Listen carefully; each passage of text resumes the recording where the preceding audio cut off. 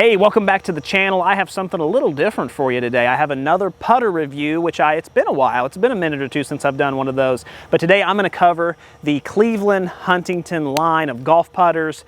They've done kind of this rebrand the last year or two, and I'm going to cover them and talk about why they are so awesome. Let's dive in.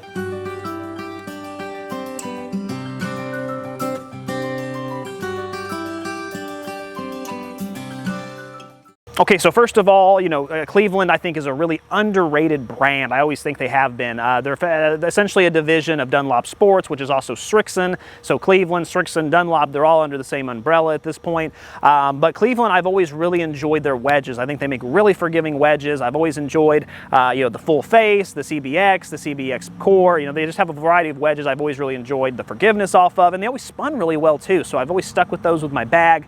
And then even a couple of years ago, I actually ended up somehow getting fitted for a Cleveland 3-wood. It was a turbo launch 3-wood. I still use it to this day. I love it.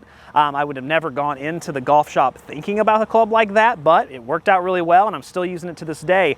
And even though those clubs were kind of that way, I never even thought about Cleveland as a putter from a putting standpoint. I never even thought it would be an option. But we ended up in the golf shop, PGA Superstore, maybe 6 months ago or so.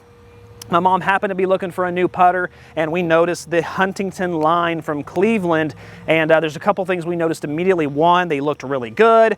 Two, she was kind of a Cleveland fan, so she immediately started looking at it, and they just kind of had some interesting designs, and so she tried them out, loved it, took one home. She's been using it. It works really well, and now I've been kind of using it, playing around with it. I'm going to talk about some of the stuff I really love, and some of the things I think Cleveland really nailed from a putting standpoint.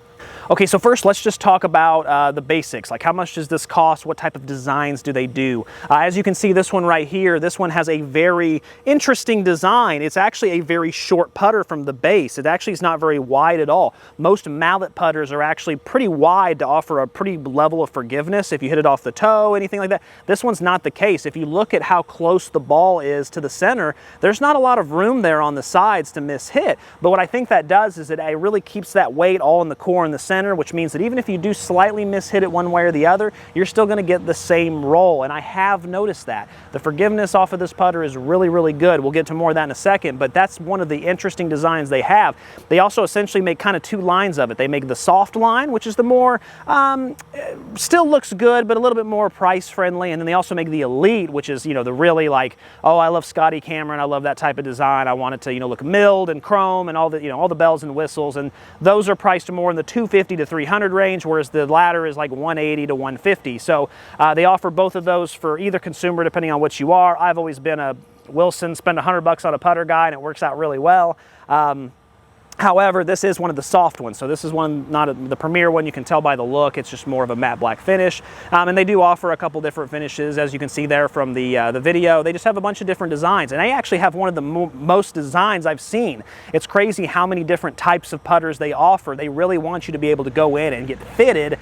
And that's why they have, I think, 20 to 30 different designs. They want you to be able to go in and get fitted and get the right putter. So Cleveland did a phenomenal job as far as their look. You can tell everything's milled, everything rolls true. The design of the heads across the board are great. But there is something about these putters that I really love compared to other putters, and that's the grip.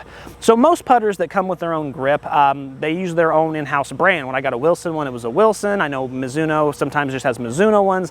Ping usually has a Ping grip. They all just try to do it in-house, and that can work out sometimes. It just depends on who the golf brand is. However, not the case here. Cleveland went with a Cleveland brand, essentially grip, kind of, but it's actually a lambkin. If you look on the side there, that actually says lambkin, and I gotta be honest with you, this is the best grip I have ever felt on a putter, and the majority of these putters all come pre-installed with this on there. You don't have to upgrade to it. So essentially, if you think about it, if you're gonna spend $150 on a putter anyway, and then you're gonna spend 30 or 40 bucks on a grip and then have it installed, really, you don't have to do that here, because I promise you, this grip is phenomenal. Even after 6 months of using this and being in the bag, it still is super sticky. I mean, I'm able to grip it really well, and it just has such a soft, nice feel. Honestly, I wish I could take it off and put it on my putter. I would probably get this putter the next time I need one.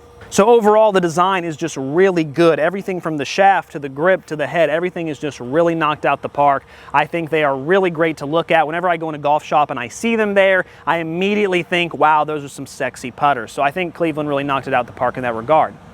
Let's talk about the feel a little bit. Okay, so the feel with this putter, this one in particular, I gotta say everything is soft. If you're someone who likes a soft feel, but you use it, and you try to tailor your golf ball choice toward that, this is gonna offer a little bit of a get out of jail free card. You can essentially take just about any golf ball with this and it's gonna feel a lot softer, it's gonna feel a lot deader.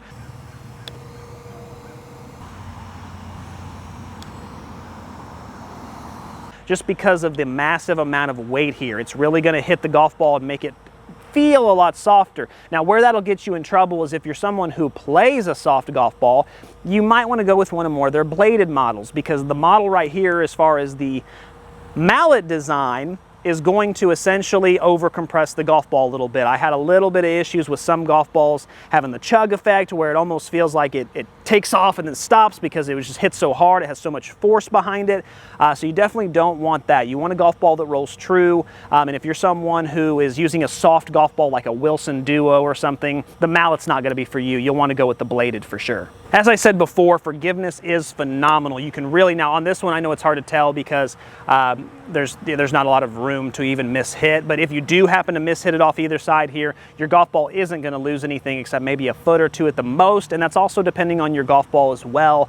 However, I will say that even some of the other models that have a wider base are just as good on the forgiveness. They really do a phenomenal job as getting the golf ball to go toward the hole, and even if you kind of miss hit it, which it's easy to miss hit a putter. Yeah, a lot of people don't think about it and you don't realize you do it, but you miss hit a putter a lot more often than you think you do. And if you miss hit the putter, these will forgive you, and they have one of the highest forgivenesses I've tested on a putter, period, and it's across their whole line, which is really great. So I haven't tested a lot of putters on the channel. I'll be honest with you, I've tested the Wilson line. It was phenomenal. They're like $100. I mean, you can't beat the value. These are a little more expensive, but I gotta say, Cleveland is not a brand I would normally expect the putter game to be that efficient in. I just don't expect, when I think of putters, I just don't think of Cleveland. It's one of the bottom brands I would think of. However, I would have to say that they spent a lot of time, money, and energy into this line, and it really shows. The designs are top-notch, the performance is top-notch. The golf ball always seems to roll true. It has a high level of forgiveness. I love how they offer a variety of different designs, looks, and feels depending on what type of golfer you are. I mean, any golfer in the world is going to be able to pick one putter that suits their needs. They have that many of them. I love that they had the lambkin grip on these. It's a phenomenal grip. I think across the board they just really checked all the boxes. If I had to even come up with a con for the putters, I mean, I don't know. Maybe the elite ones are too expensive. I just don't believe in paying over $200 for a putter. I just don't. But that's just me. I'm cheap. I'm frugal. But other than that, it's really a great putter line. So if you're someone who has been eyeing these, if you're someone who's low-key been kind of like, gosh, I really like the look of them. I love Cleveland. But I mean, I don't know. I don't know about Cleveland. They make putters? What's going on? Trust me, you're not going to have any issue with them. I love them. I would absolutely game one of these any day of the week, twice on Sunday. Guys, as always, keep watching to keep saving, keep learning. Until next time, I appreciate it.